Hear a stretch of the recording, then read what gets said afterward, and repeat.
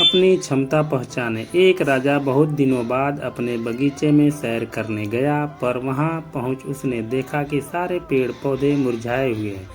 राजा बहुत चिंतित हुआ। उसने उसकी वजह जानने की सभी पेड़ पौधों से एक एक करके सवाल पूछने लगा।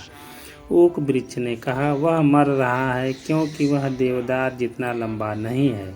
राजा ने देवदार की ओर देखा तो उसके भी कंधे झुके हुए थे, क्योंकि वह अंगूर लता की भांति फल पैदा नहीं कर सकता था। अंगूर लता इसलिए मरी जा रही थी कि वह गुलाब की तरह खिल नहीं पाती थी। राजा थोड़ा आगे गया तो उसे एक पेड़ नजर आया जो निश्चित था खिला हुआ था और ताजगी से नहाया हुआ था।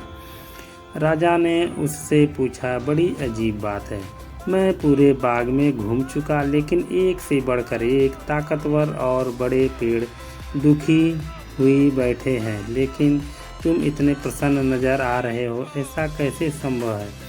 पेड़ बोला, महाराज, बाकी पेड़ अपनी विशेषता देखने की बजाय स्वयं की दूसरों से तुलना कर दुखी है, जबकि मैं यह मान लिया है कि जब आपने मुझे रोपित कराया होगा तो आप यही चाहते थे कि मैं अपने गुणों से इस बगीचे को सुंदर बनाऊं।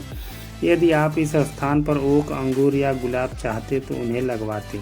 इसलिए मैं किसी और की तरह बनने की बजाय अपनी क्षमता के अनुसार श्रेष्ठतम बनने का प्रयास करता हूँ और प्रसन्न रहता हूँ।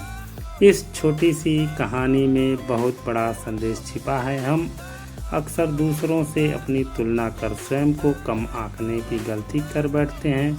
दूसरों की विशेषताओं से प्रेरित होने के बजाय हम अफसोस करने लगते हैं कि हम उन जैसे क्यों नहीं हैं। धन्यवाद, नमस्कार।